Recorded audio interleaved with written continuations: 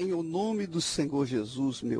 nom du Seigneur Jésus, mon Père, en ce précis moment, tandis que nous transmettons ta parole, tandis que nous enseignons ta parole, que ton esprit vienne enlever l'esprit de la tromperie, l'esprit que ne permet pas, que n'a pas laissé les personnes comprendre ta parole. Que ton esprit, mon Père, vienne enlever toutes sortes d'obstacles qui empêchent ta parole d'être comprise. Car ta parole, elle donne la vie. Ta parole, elle accorde l'esprit. Ta parole, c'est ce que apporte délivrance. Alors les personnes qui m'écoutent, soit par la première fois, ou la deuxième fois, ou que peut-être ça fait longtemps que sont avec nous, mais que n'ont pas encore compris la réelle signification de la recherche du Saint-Esprit, qu'elle soit libre pour faire le bon choix et qu'il investisse toute sa vie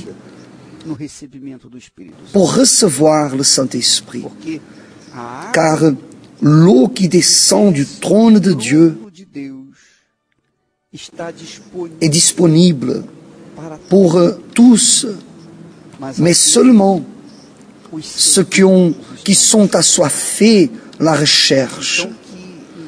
Alors qu'en ce moment, mon Père, que dans ces moments qui vont suivre, puisse avoir une libération dans la pensée, dans l'intelligence de chaque personne, pour que ta parole vienne à fluir d'une façon abondante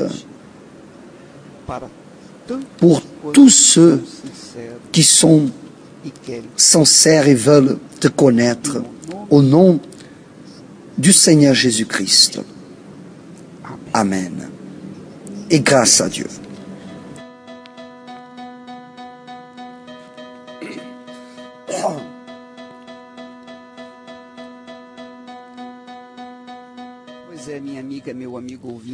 C'est ça, mon ami. C'est impossible,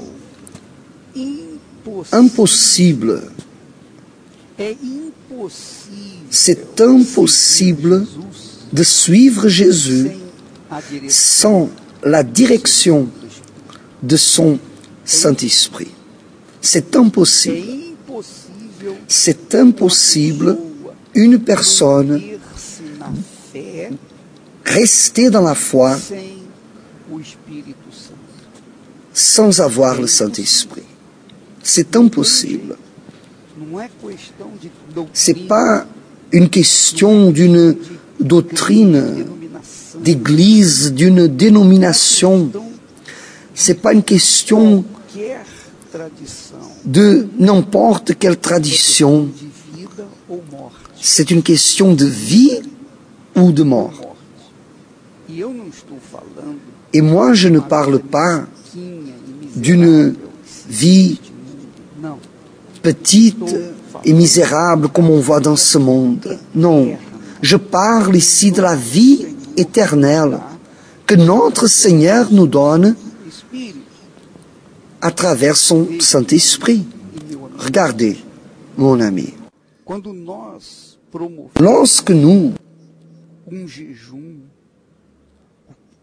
annonçons un jeûne, dans ce cas, le jeûne de Daniel, nous ne faisons pas cela avec aucun autre objectif qui ne soit celui que les personnes aient la plénitude de l'Esprit de Dieu. Et moi, je veux donner mon témoignage particulier. Parce que Ça fait 51 ans que nous suivons le Seigneur Jésus. 51 ans. Alors vous pouvez imaginer combien de luttes, combien de défis, combien d'épreuves, tribulations nous avons déjà passées. Et vous-même, vous pouvez imaginer combien d'années ça fait que vous êtes dans la foi et combien de luttes vous avez déjà affrontées. Très bien. Alors moi, je pense que j'ai plus d'années que vous. Je pense que j'ai plus d'années que vous. Même s'il y a des personnes qui ont plus d'années que moi. Mais avec 51 ans, en tant que serviteur de Dieu, moi, je dois avoir de l'expérience pour vous transmettre, n'est-ce pas? C'est sûr que je n'ai pas été un légume, je n'ai pas été un parasite, je ne suis pas resté bloqué pendant 51 ans, je ne suis pas resté renfermé dans une église. Nous avons passé la meilleure période de notre jeunesse dans la présence de Dieu. Nous nous sommes mariés, nous avons eu des enfants, nous avons lutté, nous avons construit, nous avons édifié, nous avons passé des moments cruels, difficiles. Et dans ces 51 ans, je peux vous dire, ça n'a pas été facile. Ça n'a pas été facile du tout. Bien au contraire. Nous avons passé beaucoup de déserts. Nous avons été tentés. Parfois, nous avons tombé. Nous sommes tombés à cause de manque d'expérience, manque de direction dans la jeunesse. Nous commettons beaucoup d'erreurs. Nous faisons beaucoup de bêtises. Nous sommes très pressés et nous désobéissons même à la voix du Saint-Esprit. Beaucoup de fois, nous avons eu nos faiblesses, nos fautes, nos erreurs, à cause de notre humanité, à cause de notre faiblesse même. Mais le fait, c'est que tout au long de ces 51 ans, que je n'ai pas été aucun héros, je ne suis pas un héros, comme beaucoup peuvent penser même. Non, combien de fois j'ai échoué, combien de fois j'ai pensé à m'enfuir, combien de fois j'ai affronté des problèmes parce que je n'avais pas d'autre solution. Il fallait que j'affronte. Mais ma volonté, c'était de m'enfuir, de disparaître. Alors nous avons passé des moments très douloureux, très douloureux. Et pourquoi avons-nous passé des moments douloureux? Parce que nous vivons dans le monde. J'ai reçu le Saint-Esprit, l'Esprit de Jésus, mais j'ai continué à vivre dans ce monde, assujetti à ses règles, à ses lois. Il y a des situations. Alors, tout au long de ce temps que nous avons vécu sous la direction du Saint-Esprit, que parfois on n'obéissait pas, parce que vous savez qu'on est têtu.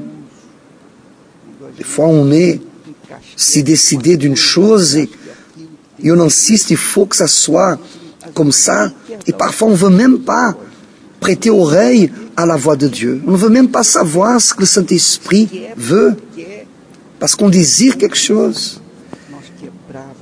Et ça nous a menés à l'échec. On tapait la tête contre le mur, presque littéralement. Pourquoi? Parce à cause de notre insistance de faire notre propre volonté. Malgré cela, Dieu qui connaît nos sentiments, notre cœur, notre pensée. Il savait de nos intentions. Il savait que notre obstination pour certaines choses, c'était en faveur d'autres personnes. C'était à cause d'autres personnes. Alors, à cause de cela, Dieu, dans la personne du Saint-Esprit, il me gardait, il me protégeait, il me faisait sortir de cette situation de confort et me conduisait au désert pour que je m'humilie, je me courbe et que je supplie sa miséricorde. Alors Dieu, dans sa grandiosité, dans son infinie miséricorde, il a entendu pas seulement mes prières, mais aussi les prières que beaucoup de gens ont fait pour moi tous les jours. Vous savez, mon ami, si moi je suis debout, c'est parce que beaucoup de personnes me soutiennent avec ces prières. Beaucoup de vieilles dames, vous savez, ces dames âgées, ces messieurs déjà âgés, qui vont dans l'église, qui sont des personnes presque anonymes, personnes qui n'apparaissent pas. Leur semblant, ces personnes-là, c'est une physionomie, quelqu'un qui a souffert, qui a beaucoup vécu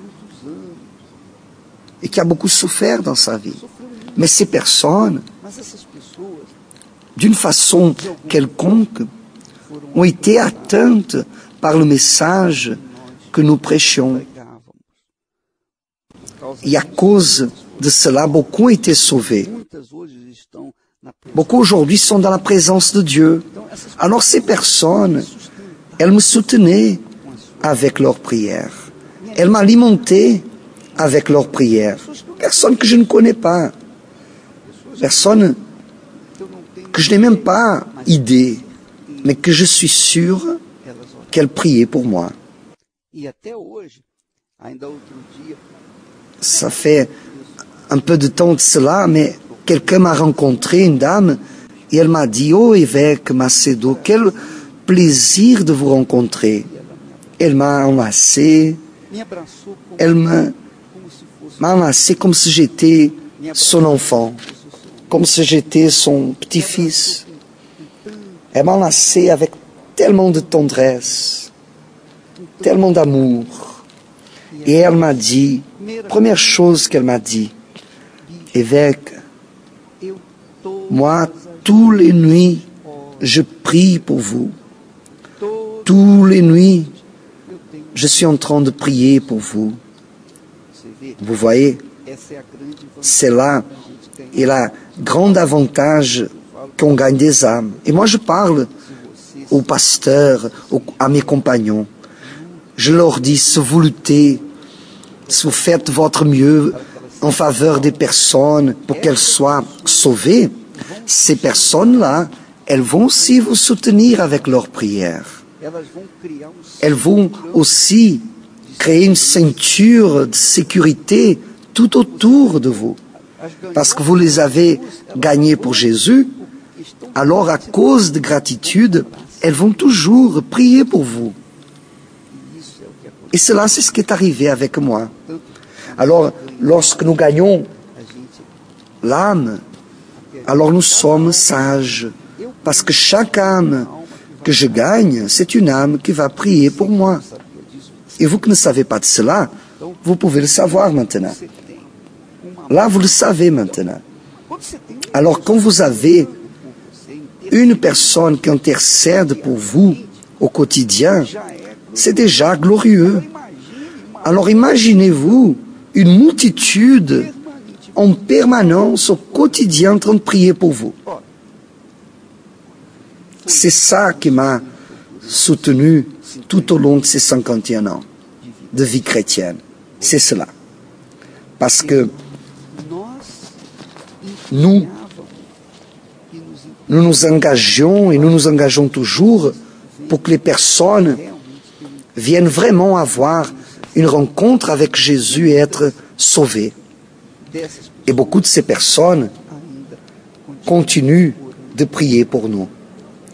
Alors, c'est quoi cela, mon ami? C'est un travail d'équipe que le Saint-Esprit fait. C'est pas moi que je suis arrivé à ces personnes et je leur dis, priez pour moi. Non, normalement, moi, je suis en train de prier pour les personnes. Mais, par exemple, cette dame m'a enlacé comme si j'étais son enfant. Elle a dit, avec tellement de tendresse, je prie pour vous tous les jours. Normalement, quand on retrouve une personne, elle dit, évêque, priez pour moi, évêque, priez pour mon enfant, priez pour telle personne. Mais lorsque vous rencontrez quelqu'un que vous avez gagné pour Jésus, cette personne, elle ne demande pas de prière, non. Elle vous confesse, moi je suis en train de prier pour vous tous les jours. Alors voyez, mon ami, c'est le Saint-Esprit qui nous protège, qui nous garde, qui nous impulsionne, qui impulsionne toutes ces personnes à prier pour nous. Alors, comment c'est important qu'on lutte, qu'on cherche avec toutes nos forces l'Esprit de Dieu. C'est impossible de suivre Jésus sans le Saint-Esprit. Impossible. Impossible, humainement parlant, est impossible. Lorsqu'une personne pense que parce qu'elle est fidèle dans l'Église, parce qu'elle est fidèle dans ses dîmes, parce qu'elle est fidèle dans ses vœux, parce qu'elle est fidèle dans sa maison, à son mari ou à son épouse, alors elle dit, bon, je suis correcte, tout est bien dans ma vie, mais si elle n'a pas le Saint-Esprit, alors au moment de la vérité, où elle va passer par le désert, elle va voir le besoin qu'elle a du Saint-Esprit. Parce que le Saint-Esprit, mon ami, regardez bien ce que je vais dire, le Saint-Esprit, il est comme l'air. Sans lui, vous ne vivez pas. Le Saint-Esprit est comme l'air chrétien. Sans lui, vous n'êtes pas chrétien. C'est impossible que vous soyez un disciple du Seigneur Jésus, que vous obéissez à sa parole, si vous n'avez pas le Saint-Esprit. Pour cela, le besoin de recevoir le Saint-Esprit. Hier, on parlait au sujet du retour du Seigneur Jésus, quand lui-même avait déjà averti, « Oh, faites attention à ce que je vais vous dire. » Jésus parlait aux disciples. Vous vous souvenez de l'époque de Noé? Noé prêchait la justice. Personne prêtait oreille à lui. Les personnes mariées, elles se mariaient à nouveau, elles achetaient, elles vendaient, faisaient des affaires, elles aimaient, il y avait ses amants.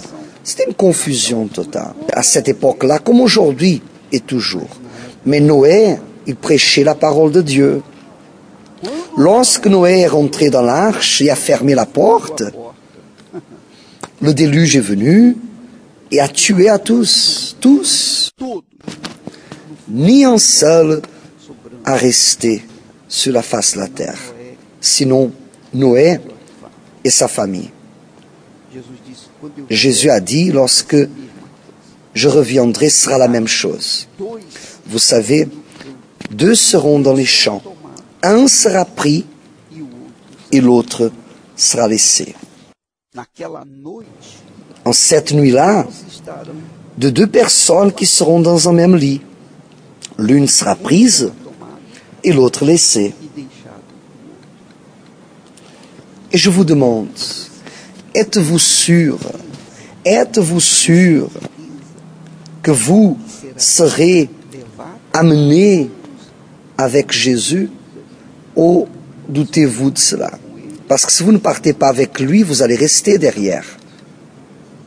Et qui apporte cette certitude? Qui donne cette certitude que je vais partir avec Jésus? Moi, je suis sûr, j'ai la certitude absolue de cela. Qui me donne cette assurance? C'est le Saint-Esprit. Il n'y a que le Saint-Esprit qui fait cela.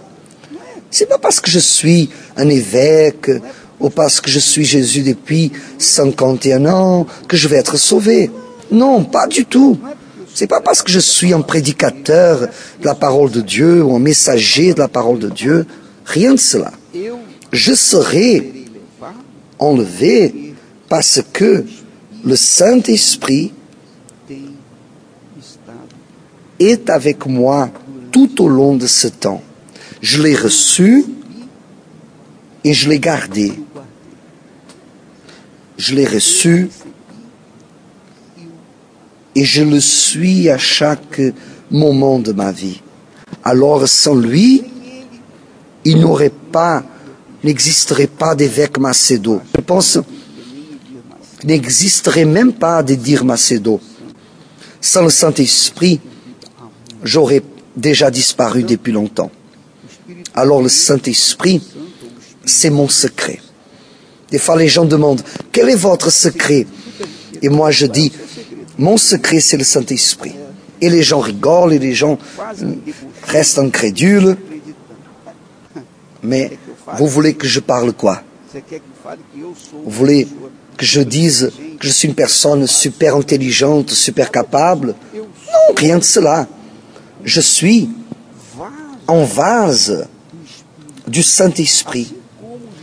Ainsi comme Jésus a été le vase du Saint-Esprit. Comme les disciples ont été le vase du Saint-Esprit. Ainsi comme Marie elle-même a été un vase du Saint-Esprit. Moi aussi, je suis en train d'être un vase du Saint-Esprit. Et c'est lui qui maintient ce vase debout. Alors le jeûne de Daniel, c'est pour que vous deveniez un vase, pour conserver votre salut pour toute l'éternité. Grâce à Dieu.